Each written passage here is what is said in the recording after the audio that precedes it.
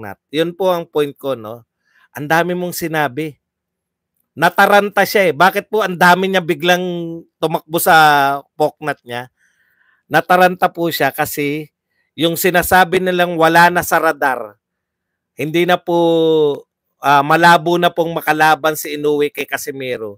Biglang binanggit ni Inoue si Casimero na isa sa mga gusto niyang labanan sa 2024. Oh, sino ngayon? Sino na naman ngayon ang nagsasabi ng totoo? At para hindi alam nyo, may mga black magic yung mga Poknat na yan eh. Damihan mo mga sinasabi mo para makalimutan nila, no? Na gusto natin puntuhin na wala na sa radar si Casimero. Yun. Ay, yun lang yung sinabi. Huwag daw ako umiyak. Eh, wala naman po. Iyakin ako eh. Wala tayong magagawa dyan. Iyak ako na iyak eh. Yun lang. Napanood nyo ba? Wala naman palang sinabi. Kala ko naman hihingi ng autograph sa akin. Okay. Ayan po, no? Kaya nasa radar po, no? May posibilidad po ba? Meron pa rin naman posibilidad. Hindi po katulad ng sila chismis, tayo real talk. Bakit po tayo real talk? Eh, Inoue na nga nagsabi. Gusto niyan labanan si Cuadras kahit hapon pa yun. Hindi ko man naintindihan yung sinabi ni Inoue. O ayon sa mga interpretasyon nila, gusto labanan ni Inoue si Cuadras. Yun lang po ang importante. Yun chance. Kasi tigilan nyo na yung wala real talk, nag-real talk. Bakit kayo nagre-real talk? May channel ba kayo? Kaya ako po sinasabi real talk. May channel ako yun. Biro lang, biro.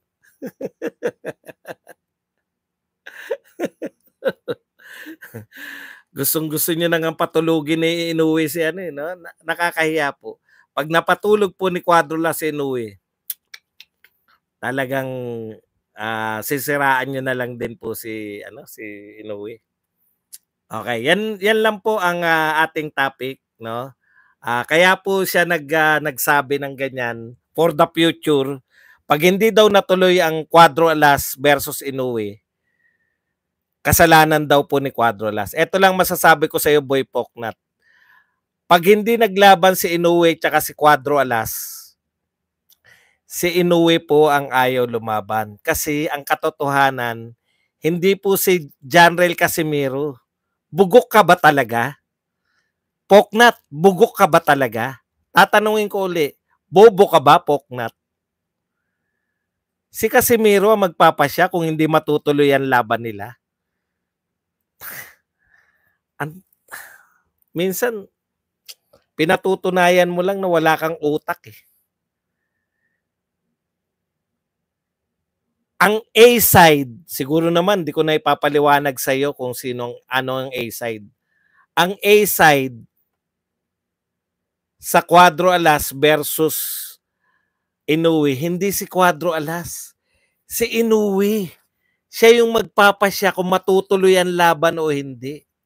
Paano mo nasabi na sa future kung hindi matutuloy, kasalanan ni Cuadras?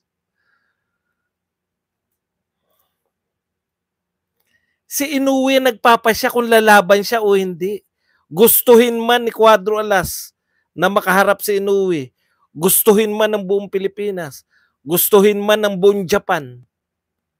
Pag ayaw ni Inoue, walang magaganap na Cuadras versus Inoue.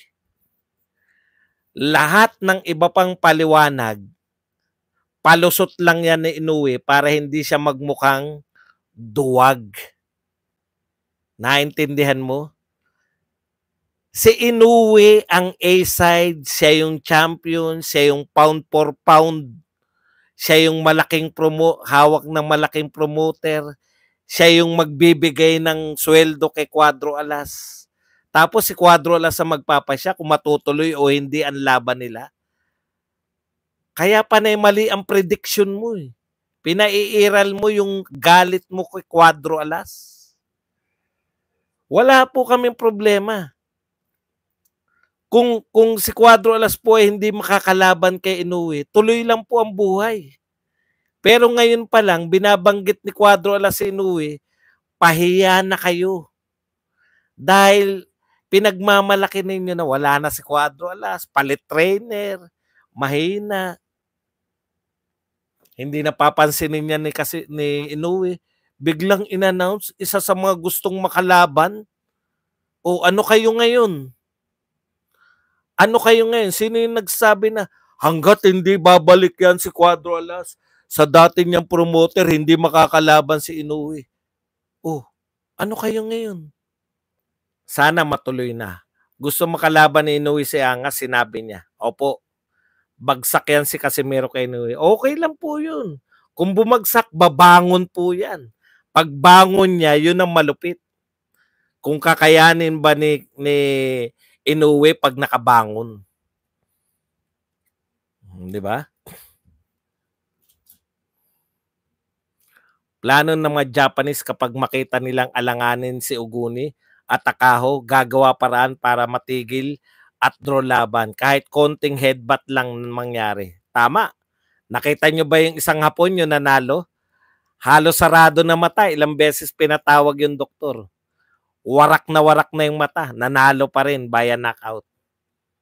Pinagbibigyan nila, di ba? Kasi may pag-asang manalo. Tsaka parehong Hapon eh. Patas yung referee.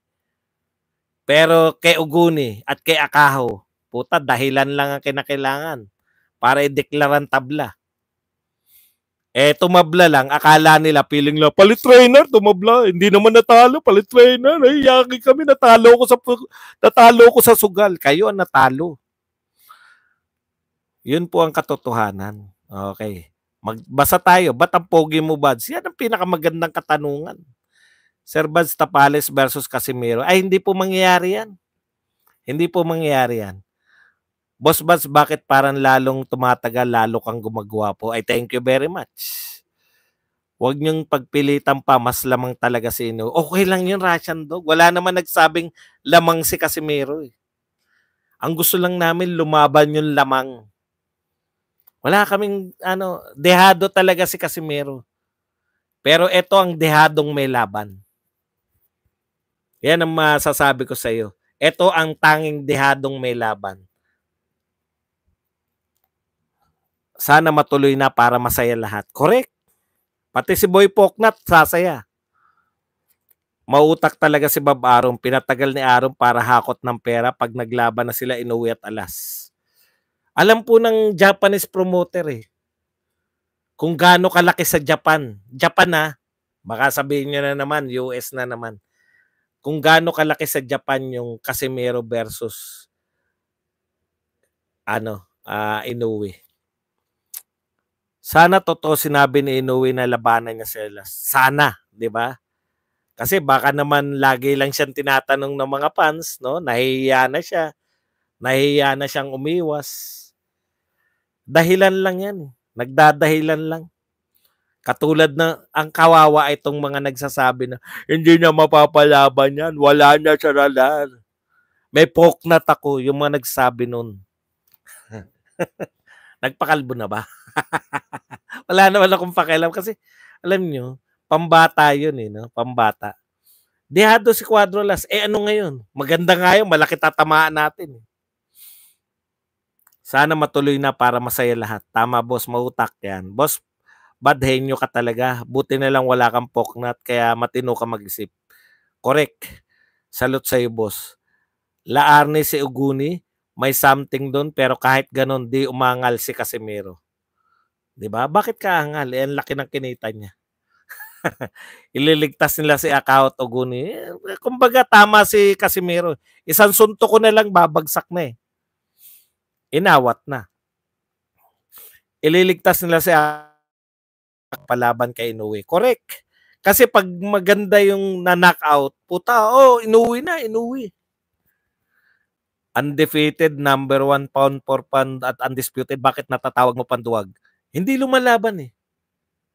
Tatawagin ko banduwag. Parang si, parang si Mayweather yan. Tinawag ko rin duwag yun. Mayweather pa yun.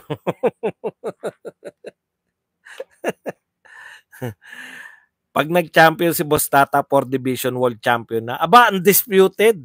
Undisputed na 4 division world champion pa. Yan sinasabi natin. Boss Mads, ang blooming mo ngayon. Papogi nga dyan. Mads, mas gwapo ka na kay Pau. Papogi ba? Boss, dapat pag turtle na use na training.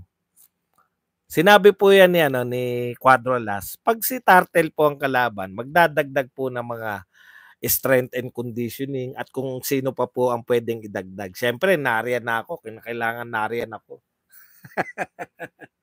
Para mag-cover kayo naman. No? Hindi naman para kung ano. Ha?